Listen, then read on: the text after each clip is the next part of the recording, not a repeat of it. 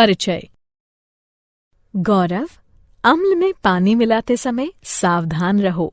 पानी मिलते समय अम्ल को हिलाते रहो। ऐसा क्यों मैम? मैं इन्हें सीधे सीधे क्यों नहीं मिला सकता? ऐसे तो बहुत समय लगेगा। हाँ, ये सच है कि इसमें समय लगेगा, किंतु तुम्हें इसे धीरे धीरे ही मिलाना चाहिए, अन्यथा तुम जल सकते हो। अरे हाँ, मुझे पात्र गर्म लग रहा है।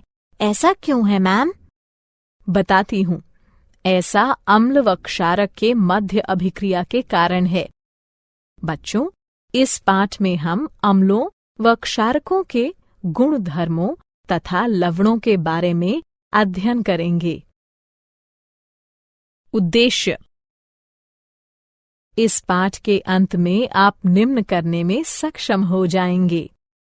अम्लों व क्षारकों के रासायनिक गुण धर्मों की व्याख्या करना, अम्लों व क्षारकों के सामान्य गुण धर्मों को पहचानना, अम्लों व क्षारकों की प्रबलता का वर्णन करना, लवणों की व्याख्या करना, अम्लों व क्षारकों के रासायनिक गुण धर्म। अम्ल वह तत्व है जो पानी में मिलाए जाने पर हाइड्रोजन आयन उत्पन्न करता है, और क्षारक वह तत्व है जो पानी में मिलाए जाने पर हाइड्रोक्साइड आयन उत्पन्न करता है। अम्ल व क्षारक दोनों ही के रासायनिक गुणधर्म भिन्न भिन्न होते हैं। आइए इनके गुणधर्मों का अध्ययन करते हैं। अम्लों व क्षारकों के रासायनिक गुणधर्म कुछ इस प्रकार हैं। गंधीय सूचक। मान लीजिए आपको 4 रसायन दिए जाते हैं और अम्ल या क्षारक के रूप में उनकी पहचान करने को कहा जाता है। आप कैसे पहचानेंगे? आइए पता लगाते हैं। हमारे पास गंधीय सूचक है जो बताते हैं कि कोई तत्व विशेष गंध में परिवर्तन के कारण अम्ल या क्षारक है। इनका प्रयोग प्रयोगशालाओं में गंधीय अनुमापन नामक प्रक्रिया द्वारा यह देखने के लिए किया जाता है कि कोई विलयन अम्ल है या क्षारक। गंधीय सूचक इस सिद्धांत पर कार्य करते हैं कि जब कोई अम्ल या क्षारक किसी तत्व में मिलाया जाता है तो उसकी गंध का पता नहीं लगाया जा सकता।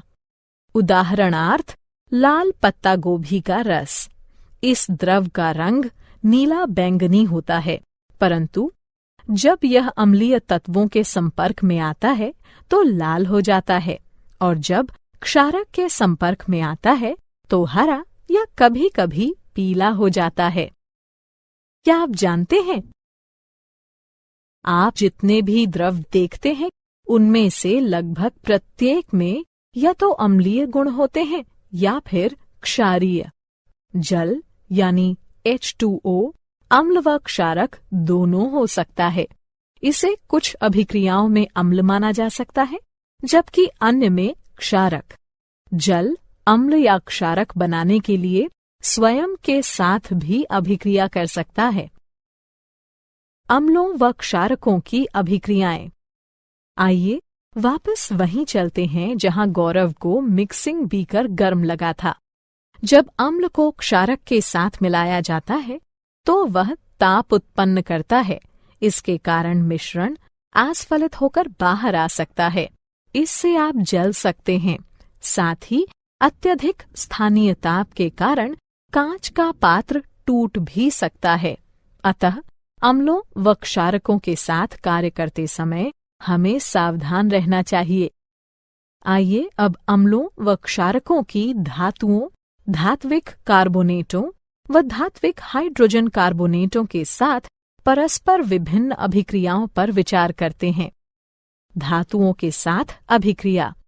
हाइड्रोजन के ऊपर सभी धातुएं तनु अम्लों के साथ उनके संगत लवण बनाने व हाइड्रोजन को मुक्त करने की प्रतिक्रियाशीलता श्रृंखला में अभिक्रिया करती हैं। पोटेशियम, सोडियम व कैल्शियम जैसी सक्रिय धातुएं भी इसी प्रकार अभिक्रिया करती हैं, किंतु अम्लों के साथ मिलाए जाने पर विस्फोट कर देती हैं। धातु कार्बोनेटों व धातु हाइड्रोजन कार्बोनेटों के साथ अभिक्रिया। अम्ल धातु कार्बोनेटों व धातु हाइड्रोजन कार्बोनेटों के साथ उनके संगत लवण जल व कार्बन डाइऑक्साइड बनाने के लिए अभिक्रिया करते हैं। परस्पर अभिक्रिया। अम्ल व क्षारक एक दूसरे के रासायनिक विलोम हैं।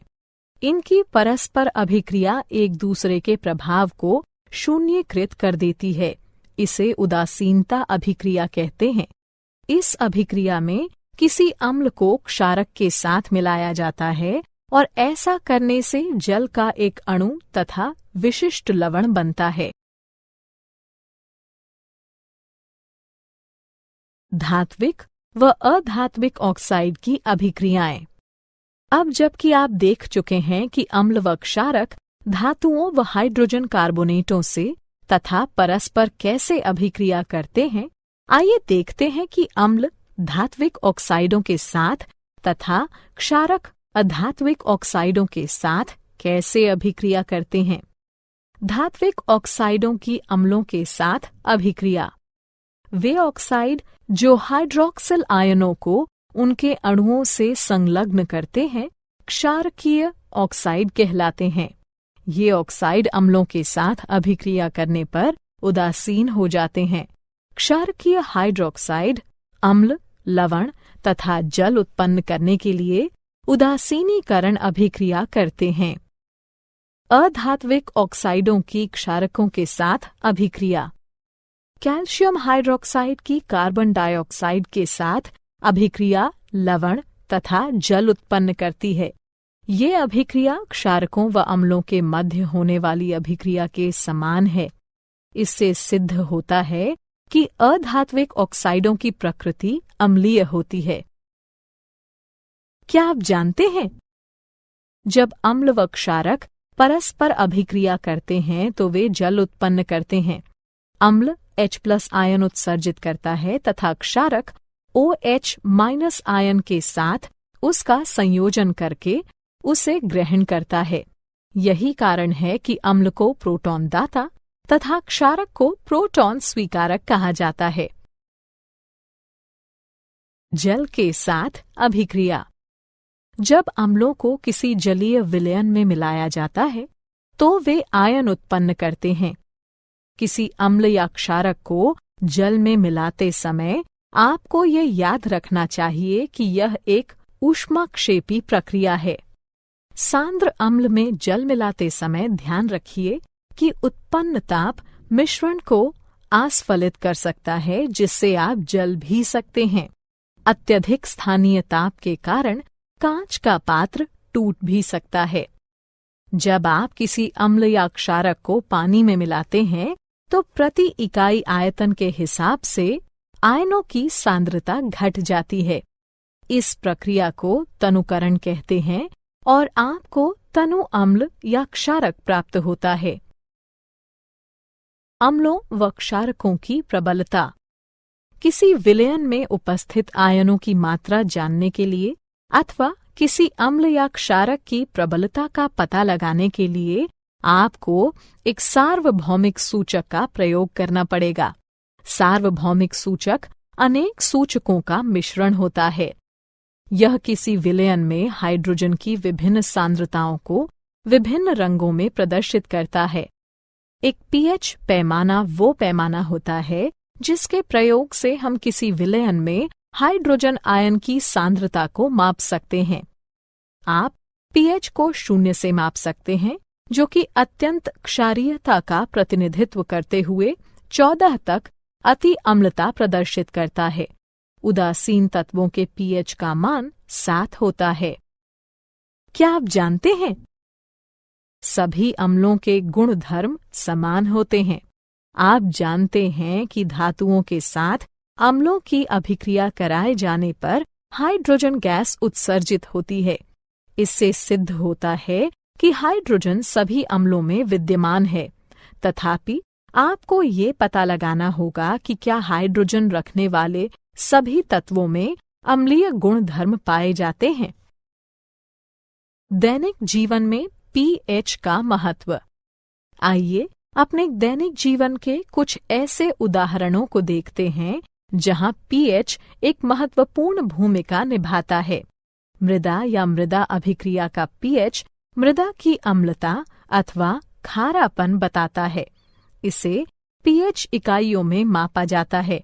इसे हाइड्रोजन आयन सांद्रता के ऋणात्मक लघुगणक के रूप में परिभाषित किया जाता है। मृदा में हाइड्रोजन आयनों की मात्रा में वृद्धि के साथ मृदा का पीएच भी बढ़ जाता है और मृदा की अम्लता में वृद्धि कर देता है। मृदा के पीएच को मृदा की मुख्य चर राशि माना जाता है क्योंकि यह कई रासायनिक अभिक्रियाओं पर नियंत्रण रखता है। यह पोषक तत्वों के रासायनिक रूपों पर नियंत्रण करके पौधों में पोषक तत्वों की उपलब्धता को विशेष रूप से प्रभावित करता है। पाचन तंत्र में पीएच। हमारा उदर हाइड्रोक्लोरिक अम्ल उत्पन्न करता है जो कि उदर को हानि पहुंचाए बिना भोजन पचाने में सहायता करता है। जब उदर अत्यधिक अम्ल उत्पन्न करने लगता है तो यह अपच हो जाता है तथा उदर में दर्द व जलन होने लगती है। इस दर्द से छुटकारा पाने का उपाय क्षारकों का प्रयोग है जिन्हें प्रत्यम्ल कहते हैं, जो कि अतिरिक्त अम्ल को उदासीन कर देते हैं। पीएच परिवर्तन के कारण दंतक्षय। दंतक्षय का कारण है दंतवल्क का संक्षारण। कैल्शियम फॉस्फेट से निर्मित दंतवल्क हमारे शरीर का कठोरतम पदार्थ है। यह जल में विलेय नहीं है, किंतु मुख की पीएच का मान 5.5 से कम होने पर यह संक्षारित हो जाता है। हमारे मुख में उपस्थित बैक्टीरिया भोजन के बाद मुख में बची अवशिष्ट शर्करा तथा खाद्य पदार्थों का निम्नीकरण करके अम्ल उत्पन्न करते हैं। इसे रोकने के लिए भोजन के पश्चात हर बार मुंह साफ कीजिए। साथ ही क्षारीय टूथपेस्टों का प्रयोग करने से अतिरिक्त अम्ल उदासीन होता है तथा दंत क्षय रुक जाता है। क्या आप जानते हैं पशु व पौधे आत्मरक्षा में अम्ल उत्सर्जित करते हैं? उदाहरणार्थ मधुमक्खी का डंक, चींटी का डंक या बिच्छू पौधे के कांटे। ये पौधों व पशुओं को प्रकृति द्वारा प्रदत्त आत्मरक्षा यंत्र रचनाएं हैं। लवण परिवार। लवण अम्लों व क्षारकों के मध्य अभिक्रिया से निर्मित होते हैं। जब अम्ल का H+ आयन धातु या अमोनियम के आयन से बदला जाता है तब लवण बनते हैं। एक जैसे ऋणात्मक या धनात्मक मूलक एक ही परिवार के कहलाते हैं। उदाहरणार्थ NaCl व Na2SO4 सोडियम लवणों के परिवार से हैं। इसी प्रकार NaCl व KCl क्लोराइड लवणों के परिवार से हैं।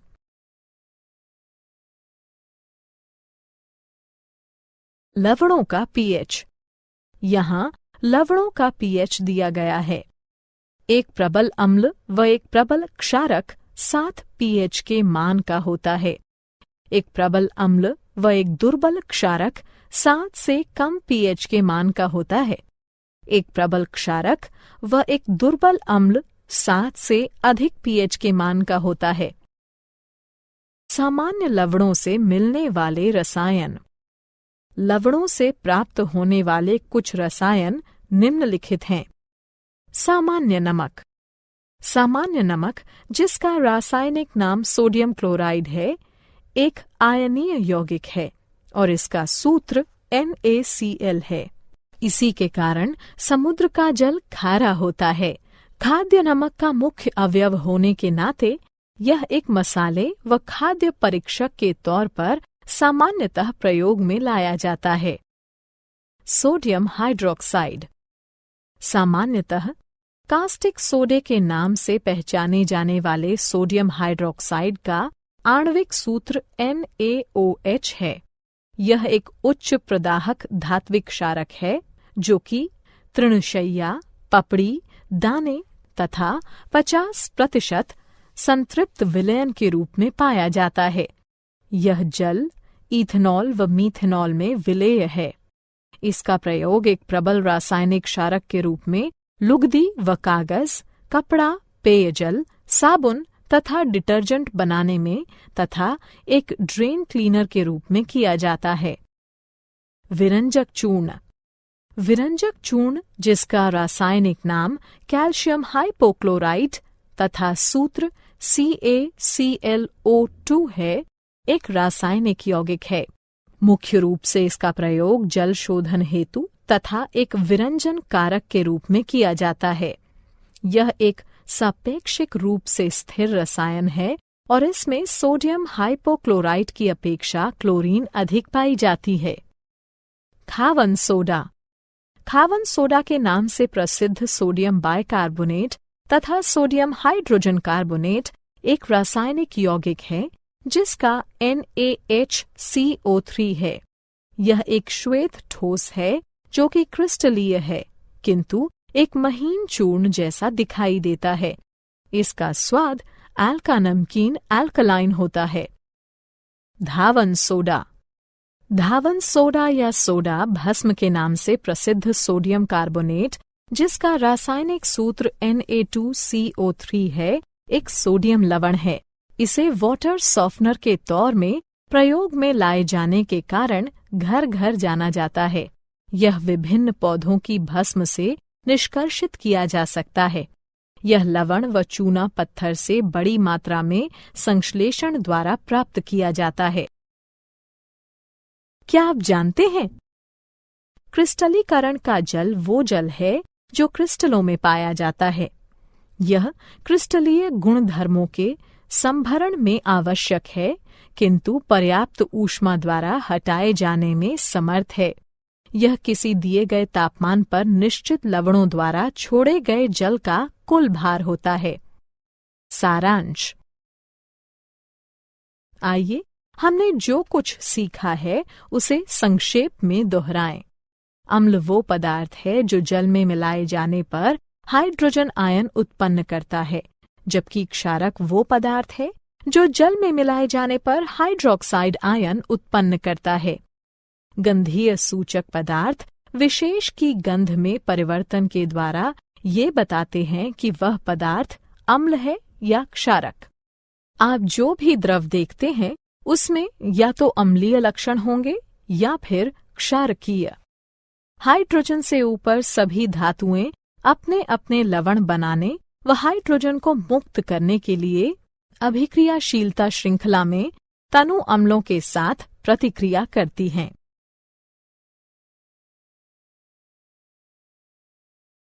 अम्ल कार्बोनेटों व हाइड्रोजन कार्बोनेटों के साथ उनके लवण, जल व कार्बन डाइऑक्साइड बनाने के लिए प्रतिक्रिया करते हैं। अम्ल व क्षारक एक दूसरे के रासायनिक विलोम हैं।